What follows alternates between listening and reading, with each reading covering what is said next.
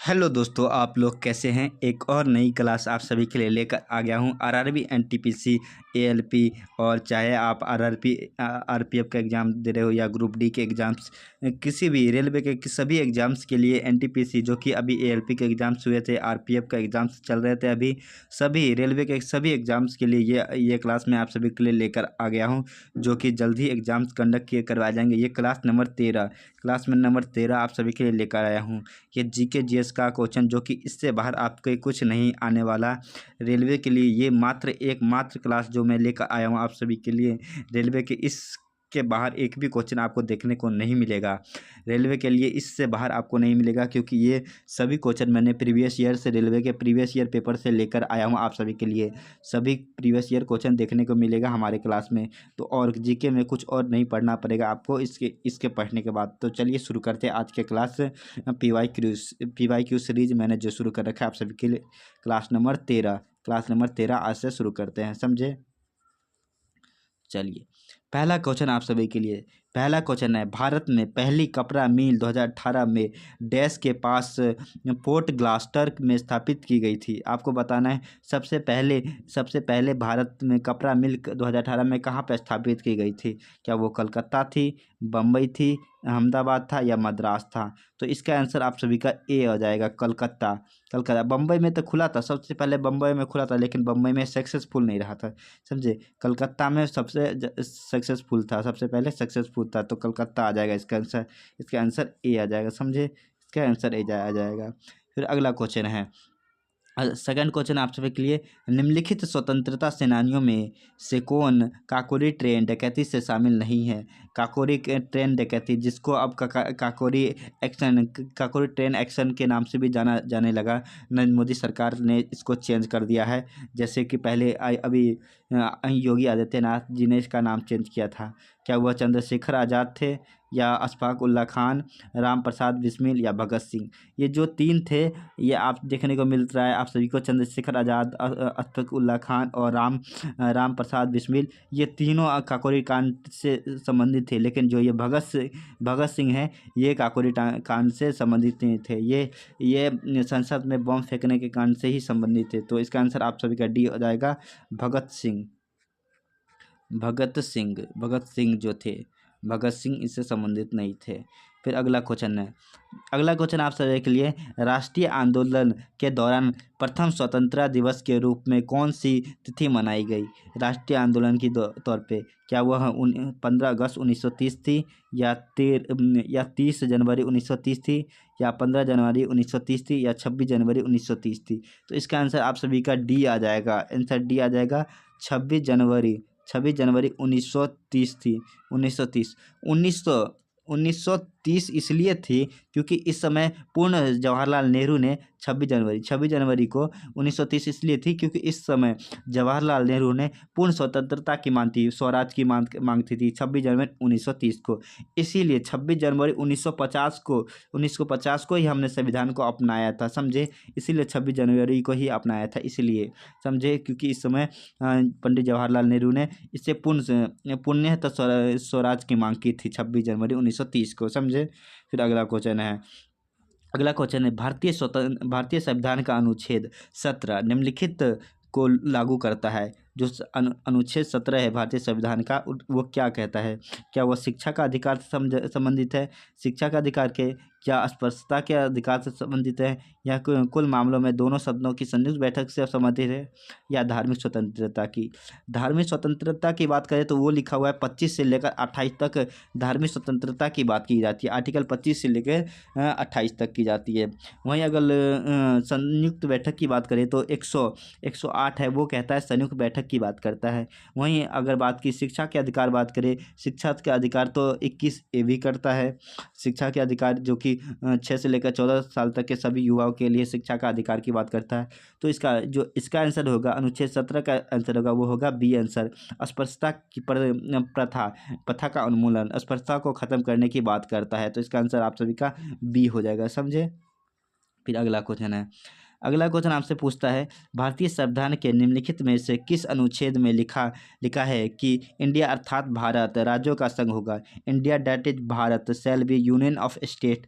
आपको किस आर्टिकल में लिखा है ये बताना है। क्या अनुच्छेद 4 है, अनुच्छेद 1 है, अनुच्छेद 3 है या अनुच्छेद 2 है? तो इसका आंसर आप सभी के अनुच्छेद 1 हो जाएगा। अनुच्छेद 1 में भारत का 2 नाम रखा गया है, इंडिया और भारत दोनों ही नाम रखा गया है। ऐसा इसलिए हो गया जब संविधान सभा में जब बैठक हुई थी सबके द्वारा, जब संविधान सभा में बैठक हुई थी उस समय सभी कोई कहता था इंडिया नाम होना चाहिए, कोई कहता था भारत होना चाहिए, कोई इंडिया कोई भारत, कोई इंडिया कोई भारत। इससे एक एक सहमत नहीं हुए, एक सहमत न होने के कारण इंडिया और भारत दोनों नाम रख दिया गया कि उस समय। वहीं अगर अनुच्छेद 2 की बात करें तो जो जो अनुच्छेद 2 कहता है कि अगर किसी भी राज्य, किसी भी अगले कोई देश है, उसको अपने में शामिल करने का अधिकार संसद के पास है। वहीं अनुच्छेद 3 कहे तो अनुच्छेद 3 कहता है कि अगर कोई भी राज्य को तोड़कर नाम चेंज करना या उसकी रेखा में परिवर्तन करना, वो उसकी दूरी कम करना, उसकी दूरी बढ़ाना, उस तरह की बात को कहता है अनुच्छेद 3। वहीं अनुच्छेद 4 नागरिकता से बात करता है, अनुच्छेद की बात करता है। अनुच्छेद समझे। अगला क्वेश्चन है भू भू आ- भू आ- भू आकृति और उनके विकास के अध्ययन को कहा जाता है। भू आकृति और उनके विकास के अध्ययन को कहा जाता है, क्या कहा जाता है? भू मृदा भूगोल कहा जाता है, जलवायु विज्ञान कहा जाता है, भू आकृति विज्ञान कहा जाता है या जल विज्ञान कहा जाता है? तो इसका आंसर आप सभी का हो जाएगा सी, भू विज्ञान कहा जाता है। भू आकृति विज्ञान, भू आकृति विज्ञान कहा जाता है, विज्ञान, भू आकृति विज्ञान कहा जाता है, समझे। फिर अगला क्वेश्चन है दूरी और समय के मामले में भारतीय रेलवे नेटवर्क में सबसे लंबी चलने वाली ट्रेन बताना है। इसमें भारत में सबसे लंबी चलने वाली ट्रेन बताना है। क्या वो योग एक्सप्रेस है, विवेक एक्सप्रेस है, समझौता एक्सप्रेस है या गोल्डन सेरिएटेड एक्सप्रेस है? तो इसका आंसर आप सभी का बी हो जाएगा, विवेक एक्सप्रेस, बी इसका आंसर बी आ जाएगा, विवेक एक्सप्रेस, जो कि सबसे दूरी तक तय करने वाली है। विवेक एक्सप्रेस जो कि सबसे लंबी दूरी करती है, जो कि कन्याकुमारी से लेकर, नहीं सॉरी, डिब्रूगढ़ से लेकर कन्याकुमारी तक रूट करती है, समझे। फिर अगला क्वेश्चन है कि कौन सा राष्ट्रीय राजमार्ग दिल्ली और मुंबई को जोड़ती है? दिल्ली और एक तरफ दिल्ली और दूसरे तरफ मुंबई जो कि महानगरों के बीच आता है। दिल्ली और मुंबई को जोड़ने वाली ये रूट है, उस रूट कौन सा NH है? क्या NH 10 है या NH 1 है या NH 12 है या NH 8 है? तो इसका NH 8 है, 8 हो गया, NH 8 है जो कि दिल्ली और मुंबई को जोड़ती है। तो इसका आंसर आप सभी का हो जाएगा डी, आंसर डी हो जाएगा, NH 8 होता है, समझे। और वहीं बात करें सबसे लंबी NH की बात करें तो NH 44, NH 44 होती है, वो सबसे लंबी NH है, समझे। फिर अगला क्वेश्चन आप सभी के लिए निम्नलिखित में से कौन सी एक महारथन कंपनी है? ये बताना है आपको, इनमें से कौन सी एक कंपनी है जो कि महारथन कंपनी है। और इसका आंसर अगर बताना अभी मुश्किल होगा, क्योंकि अभी के समय बहुत तो वेल को भी मिला है, ऑयल इंडिया को भी मिल गया है, महारथन की कंपनी का दर्जा मिला गया है, क्योंकि अभी 13 महारथन कंपनियां होगी, भारत पेट्रोलियम कॉर्पोरेशन को भी मिल गया है। तो इसमें से बताना मुश्किल है, तो इस क्वेश्चन को अभी रिजर्व रखिए, समझे, क्योंकि इसमें तीन को अभी मिल गया है, समझे, इनमें 3 को मिल गया है, महारथन का दर्जा मिल चुका है। फिर अगला क्वेश्चन है निम्नलिखित में से किस उपकरण का उपयोग वायु की गति मापने के लिए किया जाता है? इसमें से बताना है वायु की गति को मापने के लिए किस उपकरण का उपयोग किया जाता है? जूडोमीटर का? नहीं। क्या एनीमोमीटर का? नहीं। हाँ बिल्कुल, एनीमोमीटर का ही उपयोग किया जाता है, इसका आंसर बी हो जाएगा। तो एनीमोमीटर का उपयोग नहीं किया जाता है, वहीं हाइड्रोमीटर का भी नहीं किया जाता है, तो इसका आंसर हो जाएगा एनीमोमीटर, समझे। हाँ एनीमोमीटर,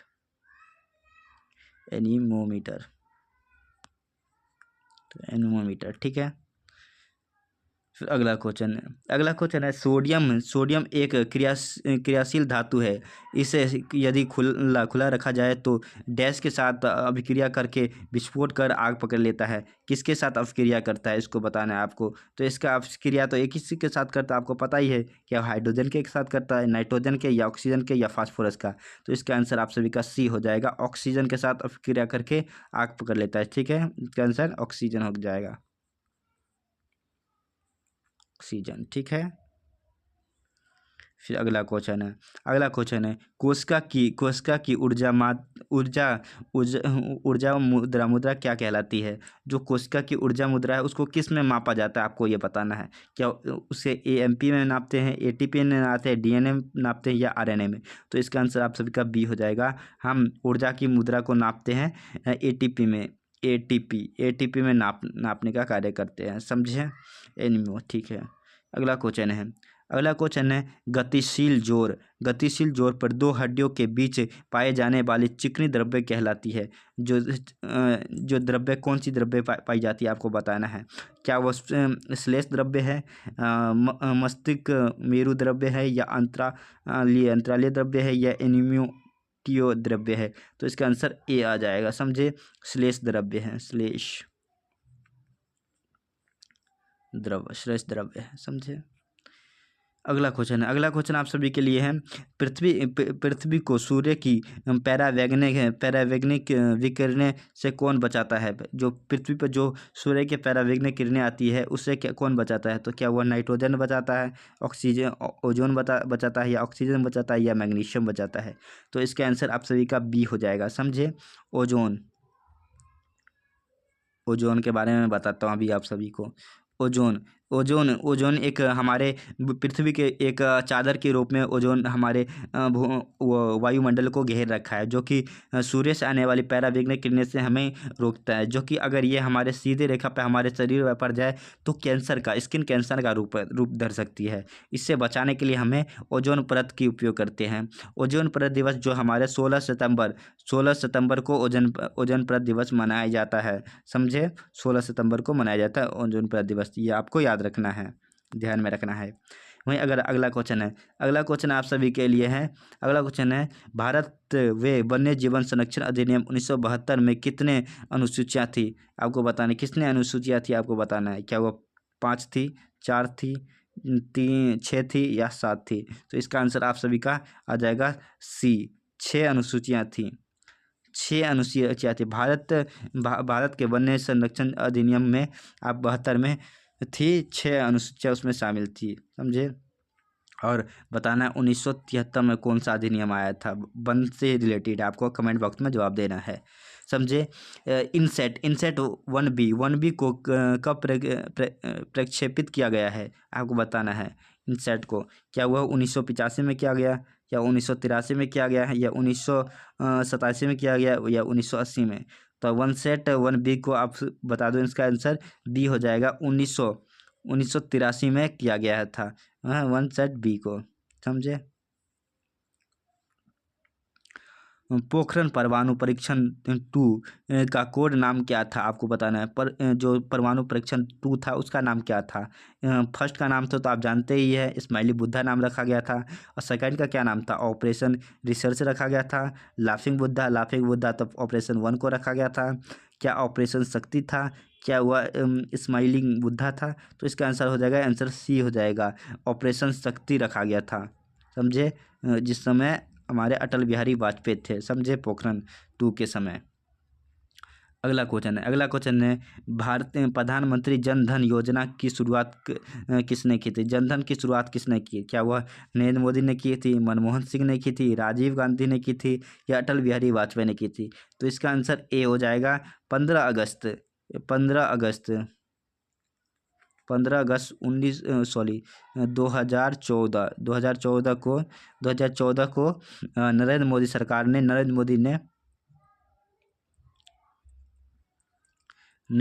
मोदी ने शुरू किया था जनधन योजना, समझे। नरेंद्र मोदी सरकार ने किया था, समझे। इसका आंसर आप सभी का आ जाएगा, ए आ जाएगा आंसर, नरेंद्र मोदी, समझे।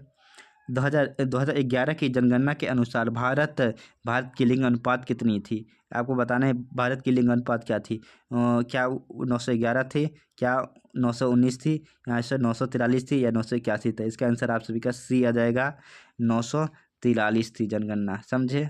जनगणना से लिंग अनुपात 943 लड़कियां थी 1000 लड़कों में से, समझे।